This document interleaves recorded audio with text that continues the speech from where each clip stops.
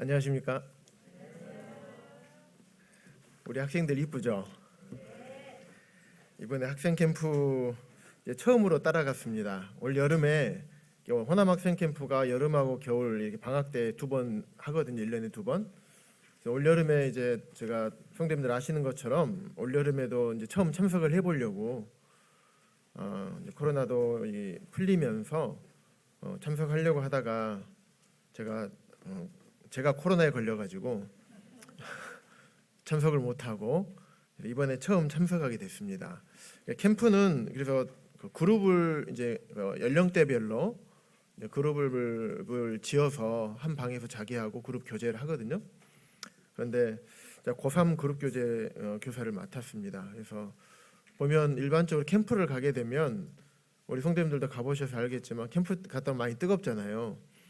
근데 교사인 저는 사실 별로 안 뜨겁고 가서 많이 이제 내놔야 제 것을 내놓는 입장으로 가야 되지 않는가라는 그런 생각을 했었는데 가서 보니까 오히려 제가 더 뜨거워져서 온 것 같습니다. 복음이 전해지고 있는 현장들, 그 중학생들부터 고등학생들이 내가 예수님을 믿었노라고 이야기하고 간증하고 또 학생 형제 자매들이 마음을 다해서 입술을 열어서 하나님을 찬양하고, 저는 그 나이 때 그렇게 하지 못했던 것 같은데 캠프에 참석한 학생들이 참 하나님을 찬양하고 입술로 자기가 받은 구원에 대해서 간증하고 참 이런 것들을 보게 될 때 참 이 사역이 참 귀하고 또 그곳에 함께 있는 것 자체가 오히려 저를 더 뜨겁게 하고 또 거기에 전해지는 말씀들이 또 저의 마음을 주님으로부터 더 가까이 갈 수 있게 할 뿐만 아니라 참 복음에 대한 열정도 더 뜨겁게 타오르게 하는, 그래서 참 저에게도 귀한 캠프의 시간이었던 것 같습니다. 우리 지난주에 신년 말씀을 함께 우리가 나누었었죠.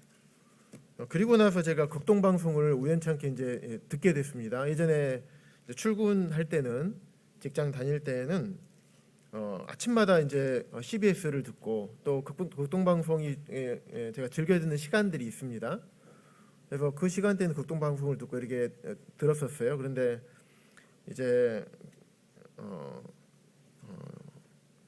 직장을 내려놓고 난 뒤에는 이제 극동방송이나 들을 기회가 많지 않았어요. 그런데 이제 예배당에 나오면서 이렇게 극동방송을 듣는데 극동방송 표어가 2023년 표어가 뭔지 혹시 아십니까? 극동방송 들어보신 성도님들은 아실 수도 있겠는데 2023년 극동방송 표어가 하나님을 가까이 하랍니다. 그래서 제가 그거 들으면서 하나님께서 우리 동국교회의 신전 말씀도 야고보서 4장 8절에서 하나님을 가까이 하라 그리하면 너희를 가까이 하시리라는 말씀을 주셔서 함께 교제해 주셨는데 극동방송이 우리 동국교회를 돕는구나 이런 생각을 하게 됐습니다. 오늘은 기존에 꼭 계속해왔던 고린도전서 강해를 하도록 하겠습니다. 오늘은 고린도전서 8장입니다. 고린도전서 8장 우리 다 함께 교독하도록 하겠습니다. 신약성경 271쪽에 있습니다.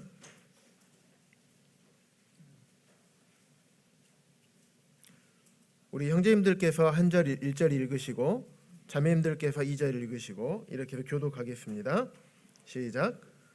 우상의 제물에 대하여는 우리가 다 지식이 있는 줄을 아나 지식은 교만하게 하며 사랑은 덕을 세우나니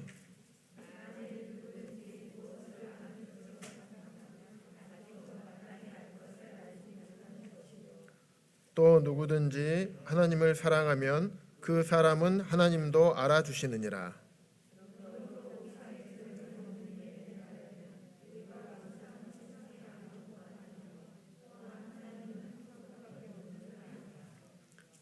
비록 하늘에나 땅에나 신이라 불리는 자가 있어 많은 신과 많은 주가 있으나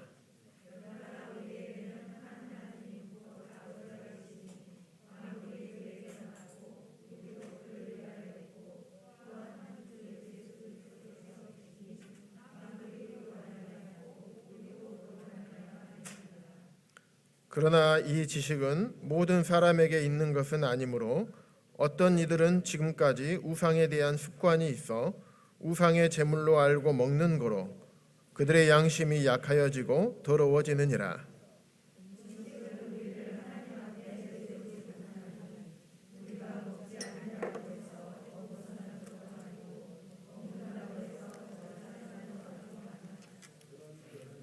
그런즉 너희의 자유가 믿음이 약한 자들에게 걸려 넘어지게 하는 것이 되지 않도록 조심하라.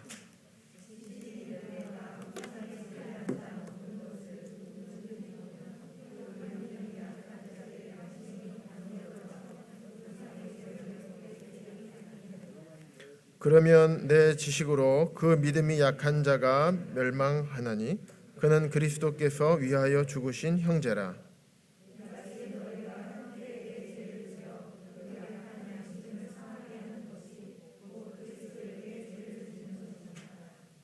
그러므로 만일 음식이 내 형제를 실족하게 한다면 나는 영원히 고기를 먹지 아니하여 내 형제를 실족하지 않게 하리라.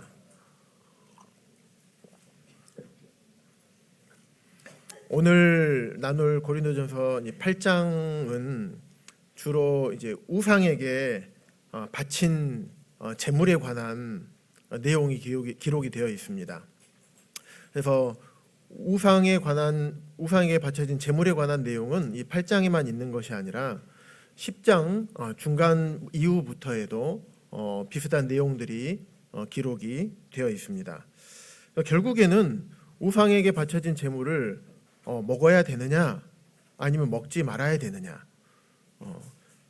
지난주 수요일에도 우리 먹는 것에 대해서 말씀이 전해졌었죠. 오늘도 먹는 것에 대한 말씀입니다. 하지만 표면적으로는 이 우상의 제물을 먹어야 되는가 먹지 말아야 되는가 이 먹는 것에 대한 이야기가 될 수가 있지만 실질적인 적용은 이 먹는 것에 대해서 국한되는 것이 아니라 그리스도인 우리 삶에 있어서 우리가 누릴 수 있는 하나님께서 우리에게 주신 이 자유를 어떻게 사용해야 되는지에 대해서 우리가 교훈을 받을 수가 있습니다.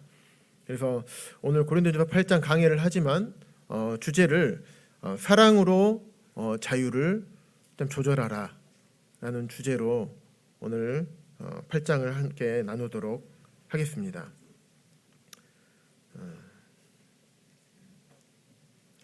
그래서 8장부터 11장 1절까지 여기 보면 우리 그리스도인의 어떤 자유에 대해서 기록을 하고 있습니다. 그래서 첫 번째로 사랑으로 우리가 자유를 먹을 수 있고 먹지 않는 이런 자유를 조절해야 될 것을 말씀하고 있고 또 우리가 사역자들이나 복음을 전하는 자들 이들이 받을 수 있는 것들을 연보를 그들이 스스로 자유를 기꺼이 포기하는 부분들 이런 부분들이 또 9장에서 기록이 되어 있고 또 10장에서는 우상 숭배하는 일을 피하고 또 하나님께서 징계하시기 전에 우리 그리스도인의 자유를 스스로 제한해야 되는 것들을 또 말씀을 하고 있습니다. 그래서 우리 먼저 8장 1절을 함께 보시면요. 우상의 제물에 대하여는 이 우상이 한자로 어떻게 되어 있는지를 살펴보니까 우자가 상이 모양 상자잖아요. 근데 우자가 어떤 한자인지 혹시 아시는 분 계시나요? 네. 허수아비 우자입니다. 허수아비 우자. 허수아비 어디에 많이 있죠? 논과 밭에 있죠. 그래서 새들이나 날짐승들이 와서 작물을 쪼아먹지 못하도록 그 우상은 아무것도 아니죠. 그래서 우상에게 바쳐진 제물은 사실상 아무것도 아니라는 것을 사도 바울은 알고 있습니다. 그리고 고린도 교회에도 사도 바울이 와서 고린도에 복음을 전하고 이 부분들에 대해서도 가르쳤습니다. 그래서 우상의 제물에 대하여는 우리가 다 지식이 있는 줄을 아나. 지식은 교만하게 하며 사랑은 덕을 세우나니. 1절이 아주 중요한, 이 8장에서 아주 중요한 말씀 중에 한 구절인데요. 지식과 사랑에 대해서 두 가지를 비교해 가면서 말씀을 하고 있습니다. 사랑은 무엇인지 우리가 잘 알고 있죠. 여기서 1절에서 말씀하고 있는 지식, 우상의 제물에 관한 지식, 이거 무엇인가? 그래서 우상에게 바쳐진 제물을 먹어도 되는가? 아니면 먹으면 안 되는가? 이런 부분입니다. 우리 성도님들 혹시 그런 경험 해보신 적 있습니까? 저 같은 경우는 이제 구원받고 나왔는데 집에서 이제 제사를 이제 드렸죠. 근데 이제 기독교 집안이다 보니까 어떤 옛날처럼 그런 상을 과하게 차려놓고 그렇게 하진 않았지만 그래도 앞에다가 음식을 조그맣게 차려서 그렇게 드렸었습니다. 근데 구원받고 나서 이제 그 음식을 이제 먹어야 되는데 이제 저는 마음에 거리낌이 이제 있었던 거죠. 그래서 이걸 먹어야 되나 말아야 되나? 우리가 산 사람에게 절할 수 있고 하지만은 우상에게 또 절을 하는 것도 우리가 하지 않아야 될 것들이잖아요. 그런데 이제 우상에 바쳐진 제물에 대해서, 이 음식에 대해서는 우리가 이거 어떻게 해야 되는가? 제 마음에는 좀 거리낌이 있었어요. 그래서 일부러 좀 먹지 않을 때도 있었고, 때로는 그들의 말씀을 배웠지만 아무것도 아니다. 그래서 먹어도 된다. 라고 배워서 그 다음부터 먹지만은 그래도 제 마음 가운데 거리낌이 있었던 그런 기억이 있습니다. 근데 결론부터 말씀을 드리면 이렇게 제사에 바쳐진 음식을 먹어도 되는 거죠. 아무 거리낌 없이 먹어도 됩니다. 심지어는 굿을 했던 음식은 어떻습니까? 먹어도 되죠. 아무런 문제가 없습니다. 불상 앞에 드려진 음식을 먹어도 됩니까? 네, 먹어도 됩니다. 우리 고린도전서 10장에 보면 한 장 뒤로 넘겨주셔서 10장 25절에 보시면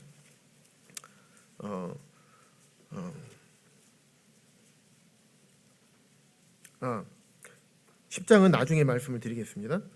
디모데전서 4장에 보시면 4장 4절에서 5절 찾지 않으셔도 됩니다. 보시면 하나님께서 지으신 모든 것이 선하다.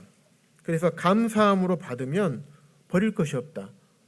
음식 자체가 더럽고 음식 자체가 경건하지 못하고 음식 자체가 죄스러운 것은 없겠죠.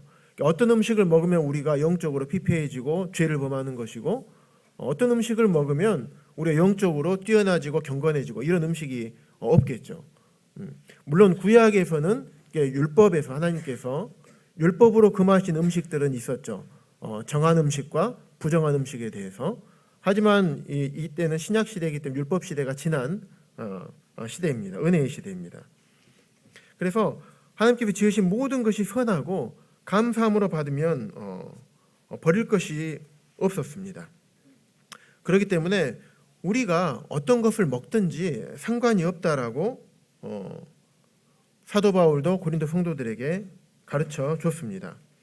하지만 그 당시 고린도 교회는 이 우상 숭배와 우상에게 바쳐진 이 제물의 문제 때문에 많은 일들이 있었던 것입니다.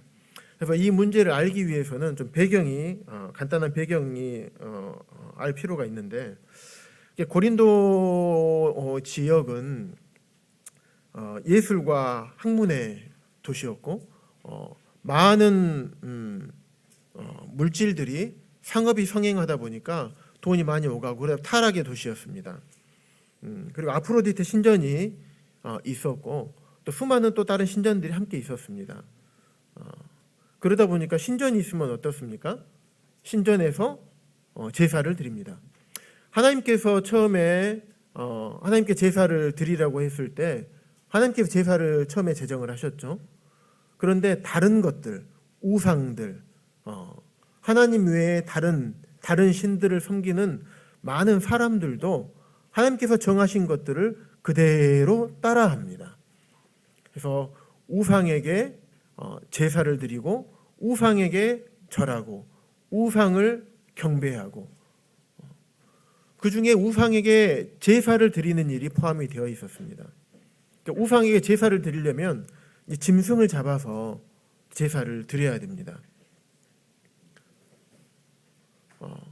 구약의 하나님께서 제사장들에게 그 필요를 어떻게 주셨습니까? 짐승을 잡고 그 고기를 제사장에게 일부러 제사장의 몫으로 줬습니다. 근데 그 당시 고린도 교회에서 있었던 이 우상을 섬기는 것들에 대해서는 제사를 주관하는 이제 사제들이 있었겠죠. 제사장의 역할을 하는 사제들. 그래서 그들도 똑같이 그들의 필요를 우상에게 바쳐진 이 제물의 일부를 그 사제들에게 주었습니다. 그런데 얼마나 우상 숭배가 많았는지, 우상에게 바쳐진 제물들이 얼마나 많았는지 사제들이 그것을 다 소화를 못하는 거예요. 그럼 어떻게 합니까? 다 버려야 되는 거죠. 그런데 이게 버리기는 아깝고 그러다 보니까 그 내가 다 사제들이 먹고 필요에 따라서 먹고 나서 남은 것들을 어떻게 했냐면 시장에다가 상인들에게 내다가 팔았던 것입니다.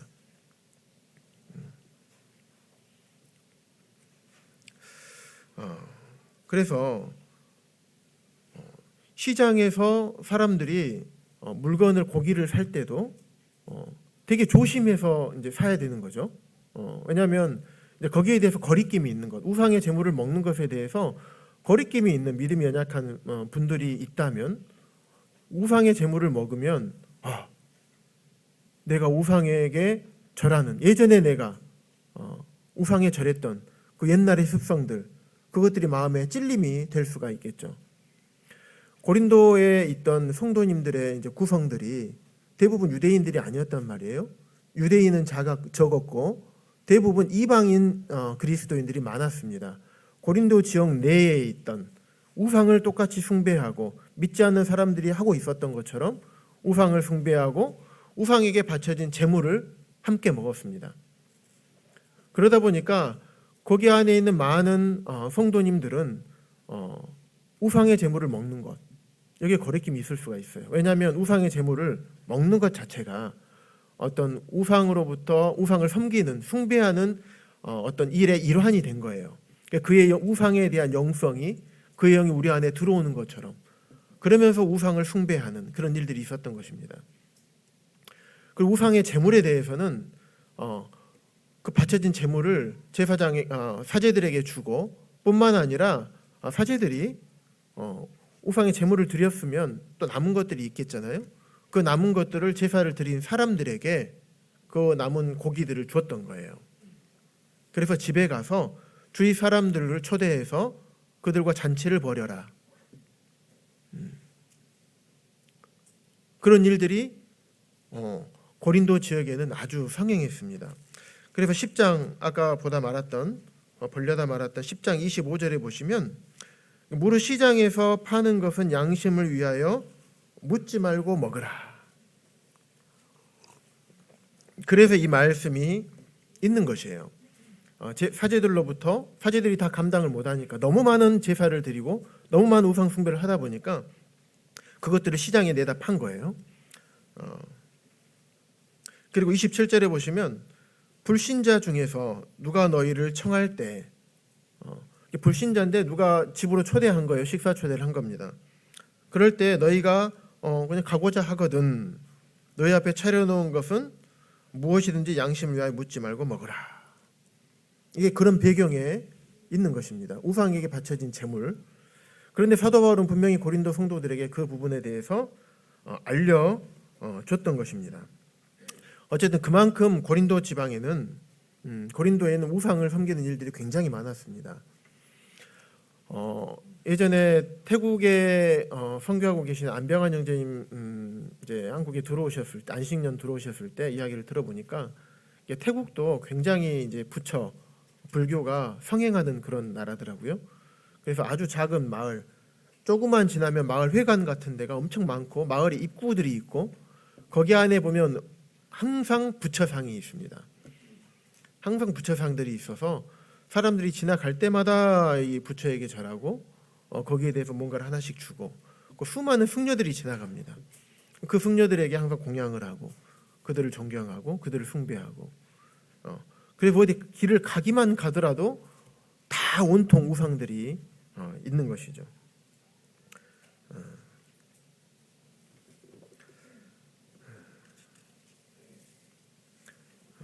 그래서 이 상황에서 이제 고린도 성도들은 시장에서 고기를 살 때 이것이 우상의 제물인지 아니면 그냥 팔기 위해서 잡은 것인지 이제 구분을 할 수가 없기 때문에 고기를 먹을 때 거리낌이 있는 이런 성도들은 좀 어려움이 있었던 거죠.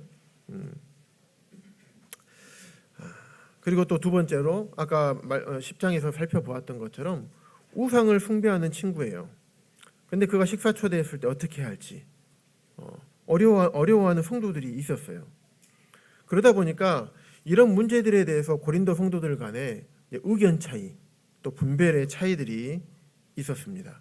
어떤 성도들은 사도 우리 바울께서 알려줬지 않느냐, 먹어도 아무 문제가 없다, 깨끗한 음식이고 하나님께서 주신 건데 이것을 먹는다고 해서 그전에는 우상에게 바쳐진 제물을 먹으면 그것이 이제 우리의 거룩한 육체가 더러워진다라고 잘못 우리가 알고 있었고 그것 자체가 우상을 숭배하는 것으로 잘못 알고 있었지만 이제는 우리가 예수 그리스도의 피로 인해서 거듭나게 되었는데 이제는 그래서 사도 바울 형제님이 가르쳐 준 것대로 음식 먹는 거, 음식 자체는 더러운 것이 아니라고 우리 배웠지 않느냐라고 하면서 먹는 것이 무슨 문제냐.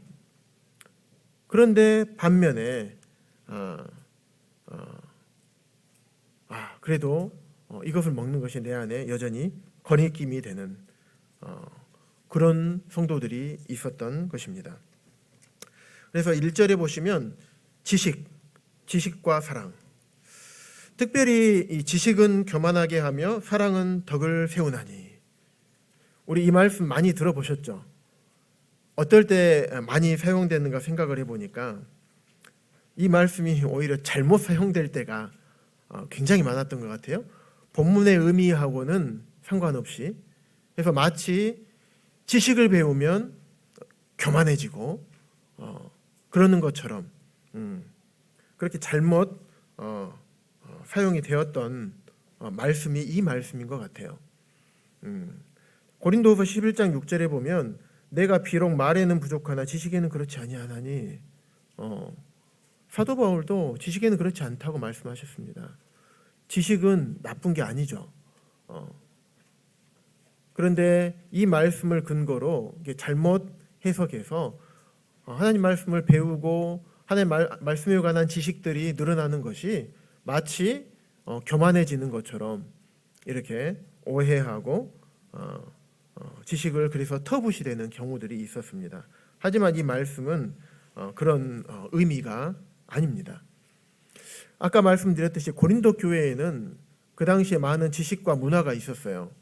그러다 보니까 특히 영주주의자들 같은 이들이 지식에 대해서 굉장히 뽐내고 자기 자신의 어떤 지식 많음을 드러내고 그랬던 것입니다.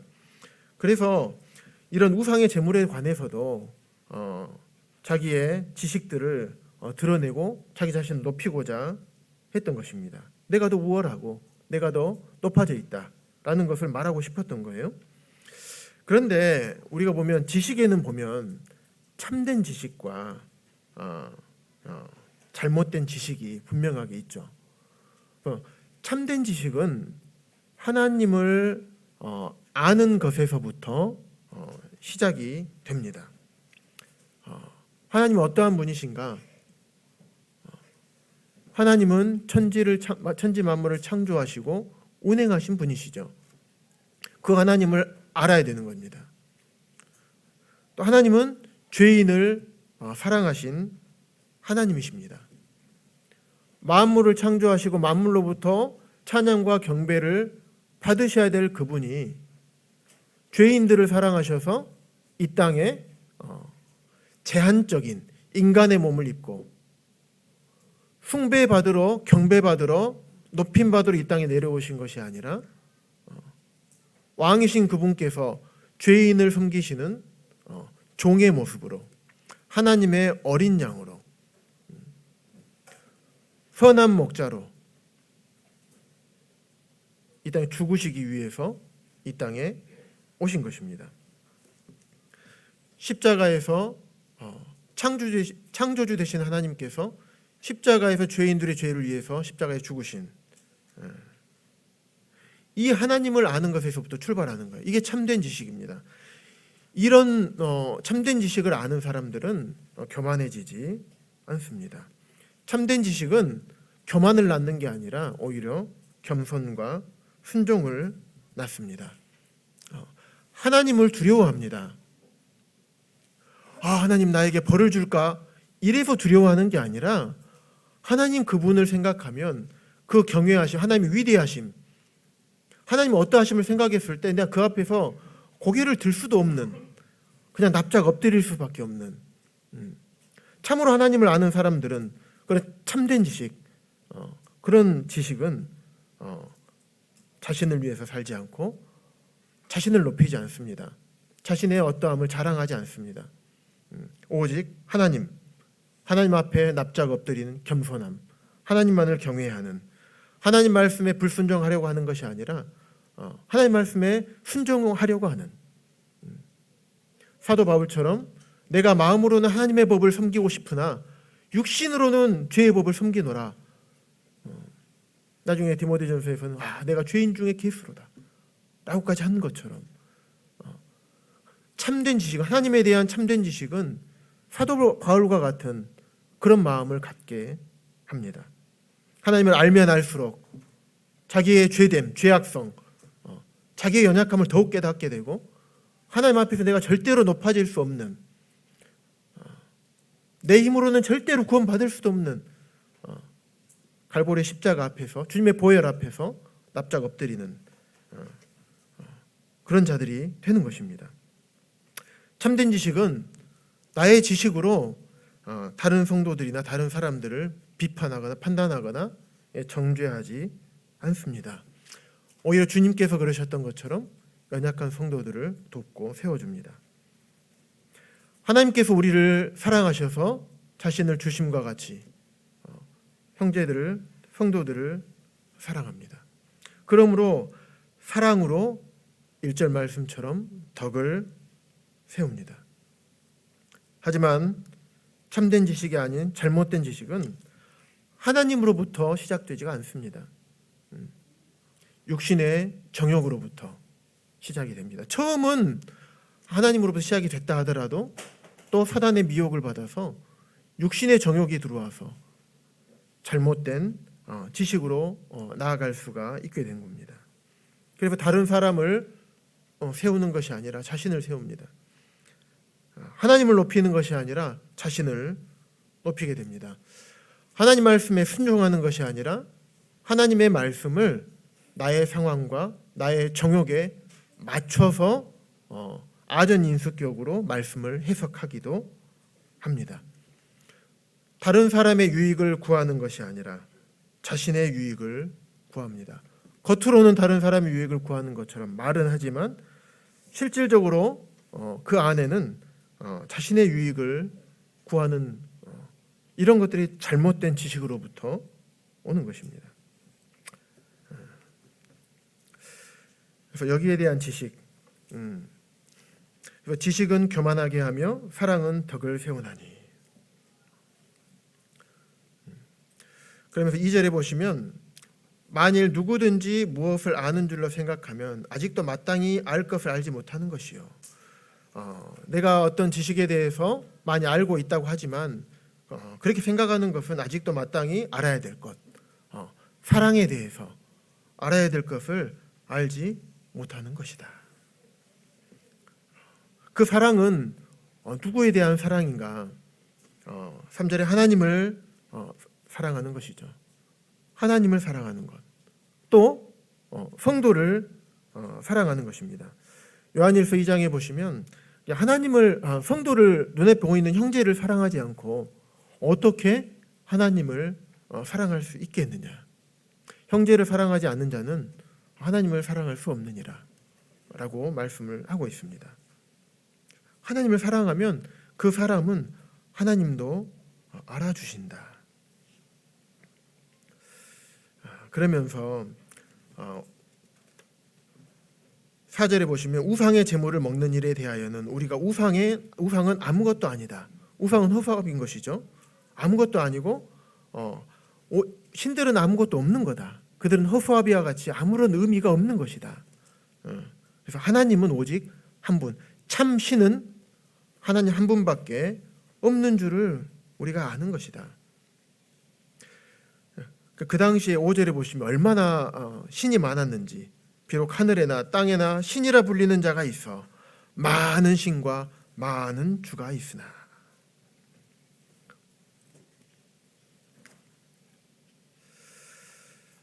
그러면서 그분이 만물을 창조하신 창조주, 오직 한 분이신, 세상에 있는 신들, 우상들, 이것은 사람이 만든 것이고 참신은 오직 한 분 하나님, 만물을 창조하신 창조주, 고린도 성도들, 너희들을 구원하신 생명의 근원 되신 하나님.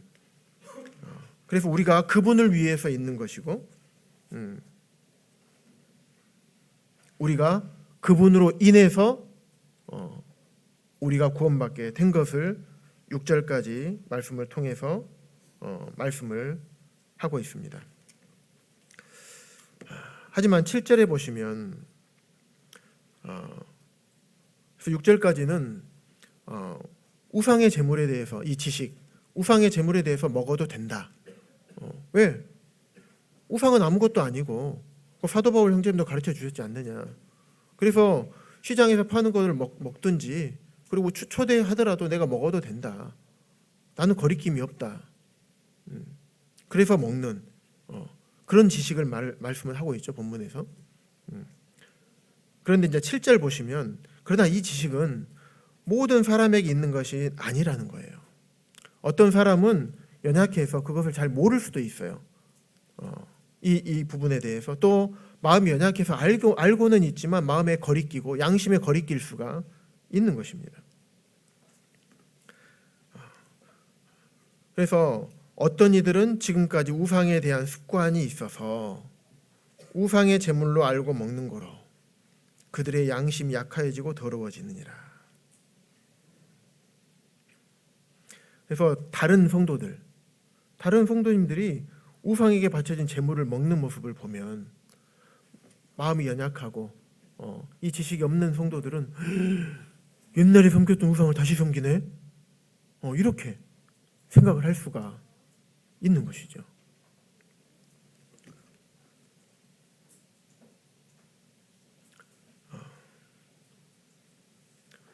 그러면서 8절에서 음식은 아무것도 아니다. 음식은 우리를 경건하게 하거나 우리를 죄를 범하게 하거나 그러는 것이 아니다.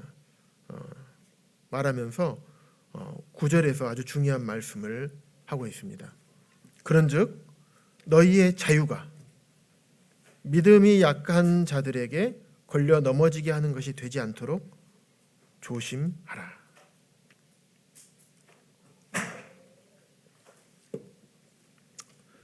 자유, 우상의 제물을 먹을 수 있는 자유죠. 나의 지식에 따라서 우상의 제물을 먹을 수 있는 자유. 이것이 아무것도 아니고 이게 죄가 아니라는 것을 알거든요. 그래서 나는 먹는 것이 나는 아무런 죄가 되지 않죠. 잘못한 것이 아니죠. 그래서 내가 먹든지 안 먹든지 그 자유가 나한테 있는 거죠. 그러나 이 자유를 사용할 때 조심해서 사용해야 된다는 것을 말씀을 하고 있습니다.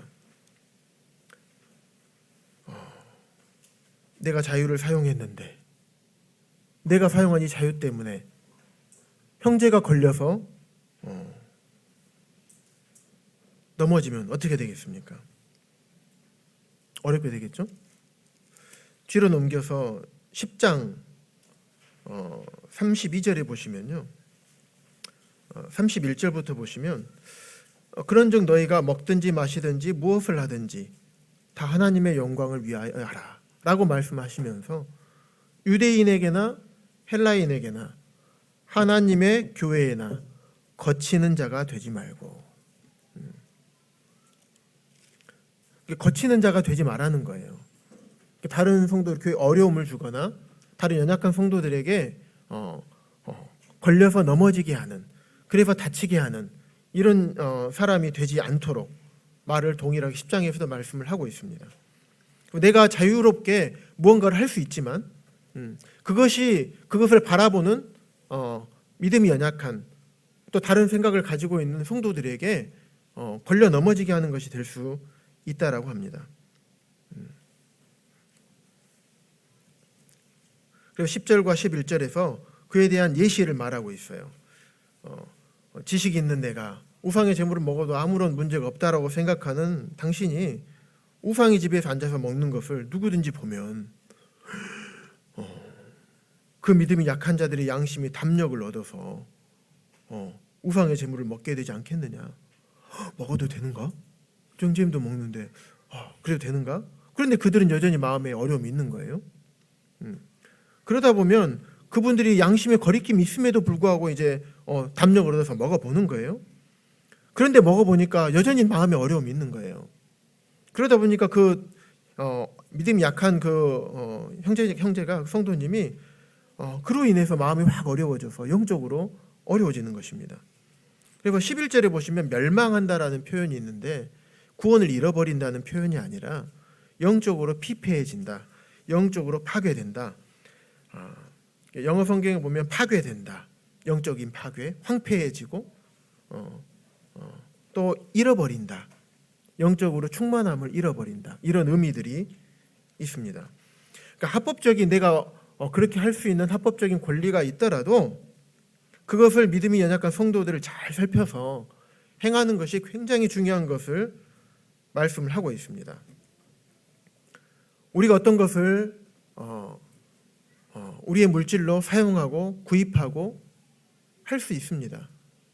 어떤 것을 우리가 먹을 수도 있고 먹지 않을 자유도 있습니다. 그게 죄가 되지 않는다는 범위 내에서요. 양심에 거리끼지 않고 할 수가 있겠죠. 우리가 어떤 행동들을 할 때도 양심에 거리끼지 않고 할 수가 있습니다. 말을 할 때도 그렇습니다. 어떤 글을 쓸 때도 그렇습니다. 우리의 생각과 또 나의 어떤 행동들이 내가 이것이 정당하다고 생각하고 거리낌이 없을 때, 죄라고 여기지 않을 때 무엇이든지 할 수 있고 무엇이든지 해도 되는 자유와 권리가 우리에게는 있습니다. 하지만 주님께서는 그렇게 할 수 있는 지식이 있다 하더라도 1절에 있는 말씀처럼 사랑을 통해서 해야 될 것을 말씀하고 있습니다. 그 사랑은 형제에 대한 사랑인 것이에요. 그 형제가 누구이기 때문에, 어떤 사람이기 때문에 그렇습니까? 11절에 보시면 그는 그리스도께서 위하여 죽으신 형제이기 때문에 그렇습니다.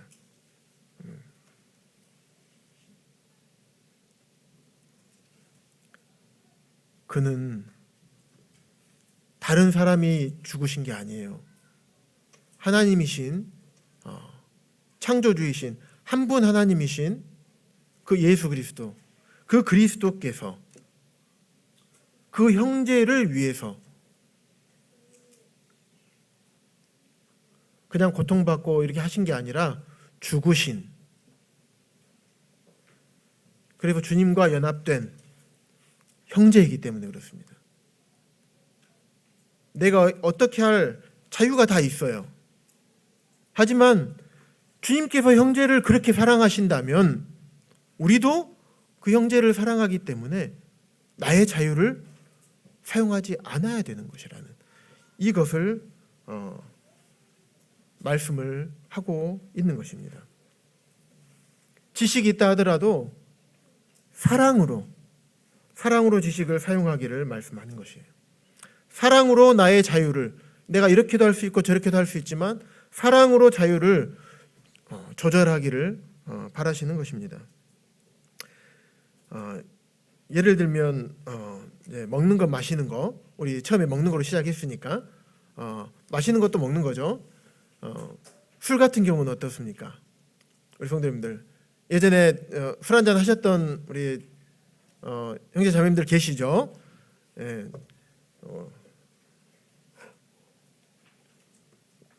제 이야기는 덕을 위해서 하지 않겠습니다. 술을 먹는 것이 죄일까요? 우리가 말씀 비춰봤을 때 음식 자체는 죄는 아니죠. 성경에서도 술 자체에 대해서 죄라고 여기지는 않으셨죠. 술에 지배를 당하는 것에 대해서 죄라고 여기셨죠. 술 취하는 거, 술 취하는 것이 죄입니다. 예수님도 보시면 마태복음 11장 19절에 보시면 예수님이 자신에 대해서 이렇게 말씀하셔요. 인자는 와서 먹고 마시며 말하기를 보라 먹기를 탐하고 포도주를 즐기는 사람이요. 주님도 포도주를 즐기셨습니다. 그렇다고 성도님들 뭐 즐기라는 얘기가 아닙니다. 술 드시는 것이 왜냐하면 한국 문화는 그렇습니다. 사람이 술을 이게 먹어야 되는데 술이 사람을 먹죠. 그래서 어려워지죠. 그래서 술에 관련된 말씀은 아니지만 이와 관련되기 때문에 조금 말씀을 드릴게요. 그래서 그러면 술을 절제함으로 마시면 되는 것이냐? 그런데 절제함으로 마시더라도 문제가 되는 경우가 있습니다. 양심의 거리낌을 가지고 먹을 때, 이럴 때에는 문제가 되겠죠. 그러니까 술 자체가 문제가 아니지만 술 자체는 문제가 아닙니다. 하지만 내가 우리 성도님들 중에서 술을 어떻게 먹을 수 있어? 그래도 나는 안 먹을 거야. 안 드시면 됩니다. 마음에 거리낌이 있으면. 또 두 번째, 다른 사람에게 양심의 거리낌을 줄 때, 그럴 때 먹으면 안 되겠죠. 이게 술입니다. 예, 막걸리를 이런 사기 잔에 먹죠. 성도님들 보기, 야, 태준 형제님이 술 마신대. 어떻게 되겠습니까? 어려워지겠죠. 예, 그럴 때 먹으면 안 됩니다. 음식으로 말미암아서 하나님의 사업을, 하나님의 교회를 무너지게 하지 않아야 됩니다. 만물이 다 깨끗한 거죠. 음식은 다 깨끗합니다. 그래서 이제 로마서 14장 20절에서 21절에 보시면 음식이 다 깨끗하다. 하지만 거리낌으로 먹는 것이 악한 거다. 그래서 무엇이든지 내 형제로 거리끼게 하는 일을 아니함이 아름다우니라.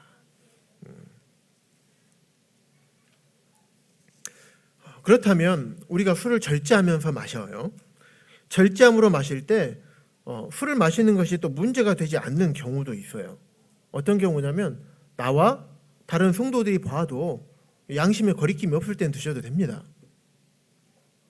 또 두 번째, 술을 마시는 것이 하나님께 영광이 되면 드셔도 됩니다.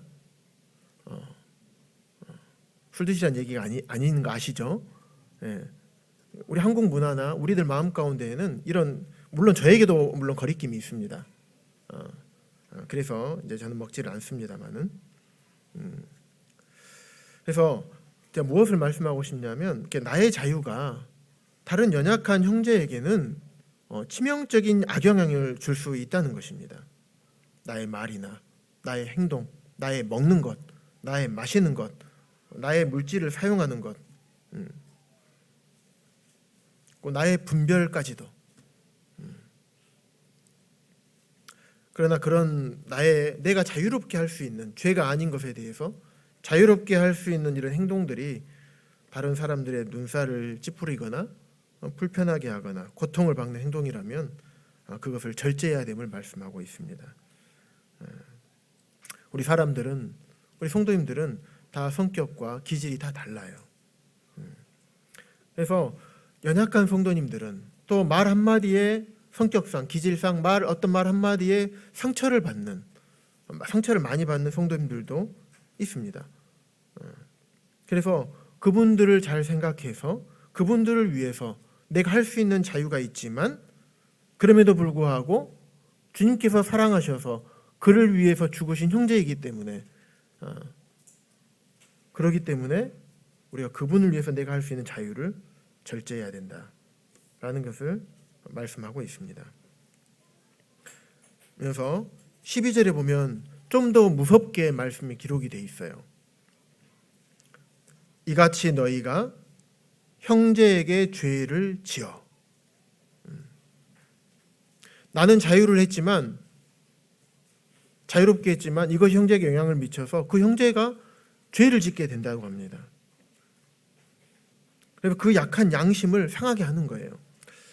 그래서 그것이 곧 그리스도에게 죄를 짓는 것이니라.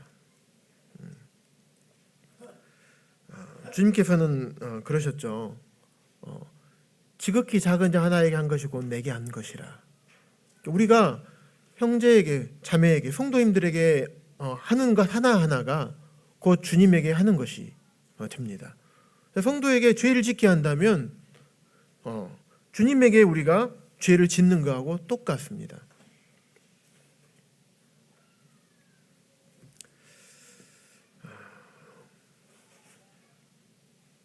따라서 바울은 13절에서 그렇게 말씀하고 있습니다. 우리 다 같이 한 목소리로 읽어볼까요? 8장 13절입니다. 시작. 그러므로 만일 음식이 내 형제를 실족하게 한다면 나는 영원히 고기를 먹지 아니하여 내 형제를 실족하지 않게 하리라. 물론 본문 말씀은 우상에게 바쳐진 제물, 제사에 바쳐진 제물에 대해서 얘기를 하고 있습니다. 우리 여기에 계신 모든 성도님들 대부분이 아마도 한국의 제사 문화가 여전히 있잖아요. 제사에 바쳐진 음식에 대해서 먹지 않아야 된다라고 생각하시는 분들은 아마 안 계실 것입니다. 그런데 여기 말씀을 거기에다만 적용하게 하는 것이 아니라 우리 그리스도인의 삶에서 다양하게 적용을 할 수가 있습니다. 그래서 우리의 자유, 그리스도인의 자유가 이 자유로 인해서 우리 형제를, 성도님을, 자매를 실족하게 한다면 나는 영원히 고기를 먹지 아니하여 내 형제를 실족하지 않게 하리라. 로마서 14장 15절에도 보시면 만일 음식으로 말미암아 내 형제가 근심하게 되면 이는 내가 사랑으로 행하지 아니함이라. 앞에서 말씀한 지식과 사랑, 자유와 사랑,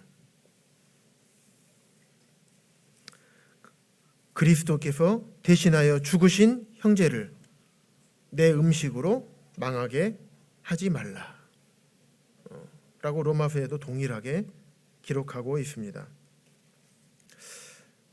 한 두 장 뒤로 넘기셔서 고린도전서 10장 23절 24절 말씀도 함께 보겠습니다.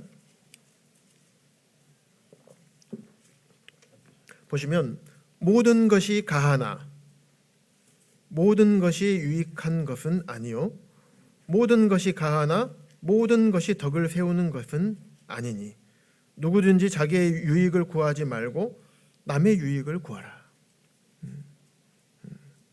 내가 모든 것을 할 수 있지만 그럴 자유가 있지만 나를 위해서 하는 게 아니라 다른 성도들을, 사람들을 위해서 해라. 우리 기독교가 그렇잖아요. 우리는 이기적인 종교가 아니죠. 이타적인 것을 하나님께서 말씀하십니다. 주님께서 자신을 위해서 오시지 않으셨죠. 죄인들을 위해서, 다른 사람들을 위해서, 병자들을 위해서, 가난한 자들을 위해서 이 땅에 오셨습니다. 그래서 다른 사람, 자기 유익을 구하지 말고 남의 유익을 구하라.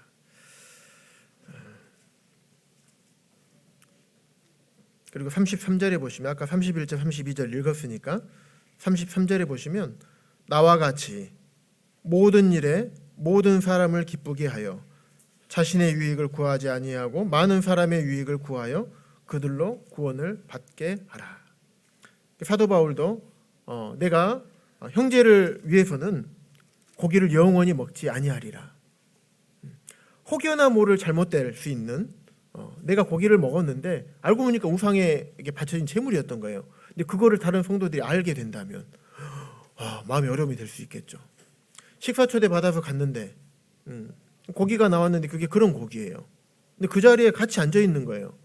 그분이 알아요. 그게 우상에 바쳐진 제물이라는 것을. 그랬을 때 안 먹는 거죠. 사도 바울이 그런 것처럼 모든 일에, 모든 그리스도인의 삶에서 살아가는 모든 일에 모든 사람을, 성도들을 기쁘게 해서 많은 사람의 유익을 구하여 그들로 구원을 받게 하라. 그래서 우리에게 이것도 할 수 있고 저것도 할 수 있는 자유를 주님께서 허락하셨습니다. 그래서 우리도 그렇게 이렇게도 할 수 있고 저렇게도 할 수 있는 우리에게 권리가 있습니다. 하지만 지식에 사랑을 더하라고 말씀하셨고 형제에게 거치는 자가, 하나님의 교회에 거치는 자가 되지 않게 하셨고 형제를 걸려 넘어지게 하지 않도록 말씀을 하셨습니다. 우리가 사용할 수 있는 권리와 자유가 있지만 그 자유를 그리스도께서 죽으신 형제를 위해서, 우리 성도를 위해서, 피로 사신 하나님의 교회를 위해서 그 자유를 조절해야 될 것을 우리에게 말씀하십니다. 그래서 오늘은 이 우상의 제물에 대해서 제물에 대해 기록된 고린도전서 8장을 통해서 우리에게 주어진 자유가 자유를 어떻게 사용해야 될지, 참 사랑으로 자유를 조절해야 됨을 함께 말씀을 나누었습니다. 이상으로 모든 말씀을 마치겠습니다. 기도드리겠습니다.